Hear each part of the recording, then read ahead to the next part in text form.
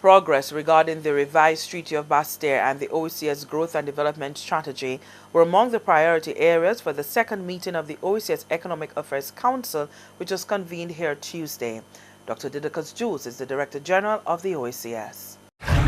The role of the private sector as an engine of growth cannot be sufficiently underscored. Several significant private sector initiatives will also be discussed, such as enhanced relations with Cuba and with our newest associate member, Martinique, maritime transportation, and the OECS Business Council. The OECS Commission, as the administrative organ of the OECS, must work closely with every organ of the OECS. It must maintain a particularly intimate relationship with the EAC, given the fact that the EAC's work is a consolidation point of the various strands of the development agenda of the entire organization, and that the EAC must establish and maintain synergies between and among all of the constituent parts of the economic union to ensure they function as a seamless whole. Dr. Jules noted that the Council must assure a development agenda for the region.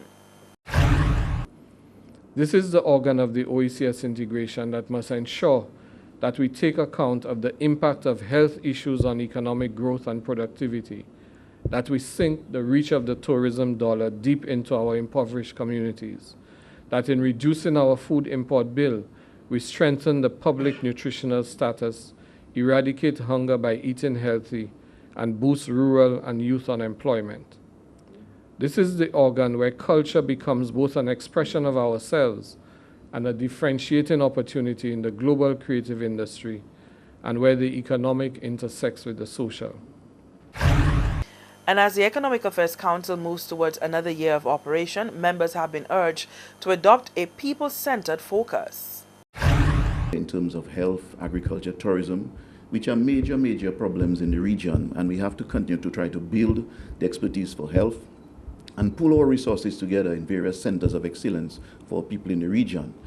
The chronic non-communicable disease, which happen to be a problem as well too, we have to urge our people to eat what we grow, eat healthy, and let's revert to the lifestyles of the past. I'm not saying that we don't have to encourage, new investment and whatnot, but we have to guard against, changing the taste buds of our kids in terms of letting them get accustomed too much to the fast foods, which later on in life is going to create a major problem. Tourism is a major problem as well too, in terms of the seasonality of it and what we're going to do in terms of bridging that gap for the period when the cruise ships, they stop coming. Yes, the stayovers, they spend more money, they last a little longer, but we have to bridge that gap. And this is where I see the importance of agriculture coming in. Agriculture has to be throughout the year as well as during the off-season. We have to encourage our taxi drivers. Some of them left agriculture to go into tourism to get back into it so we can have a balanced 12-month period during our fiscal period.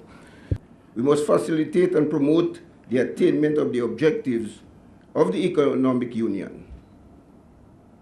The OECS is often lauded as the model for regional integration in the Caribbean, and our progress thus far has been formidable. Significant work has been undertaken in advancing the OECS economic union. Currently, all member states are implementing the provisions for the free movement of people.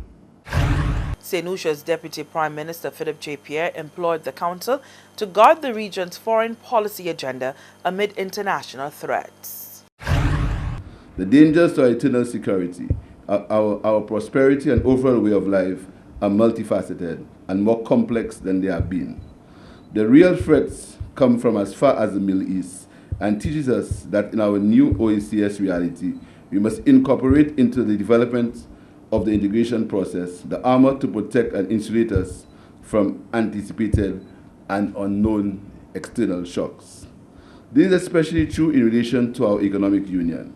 We must do so by looking horizontally to each other, while understanding the true nature of our relationship with third states. We must appreciate that there is no outside world. No longer can we presume that the actions on the other side of the world are so far removed that it is without consequence for us. As we meet today for the second EAC meeting, our islands are in a paradoxical situation. We are all highly indebted and told by the IMF that we must take steps to reduce our debts. However, on the other hand, we have been elevated to a status which makes it difficult to source low-interest loans to fund our very growth and development. It is in this cruel global environment that we have to handle and explain to our people complex economic arrangements like free movement of people and the creation of a single financial space.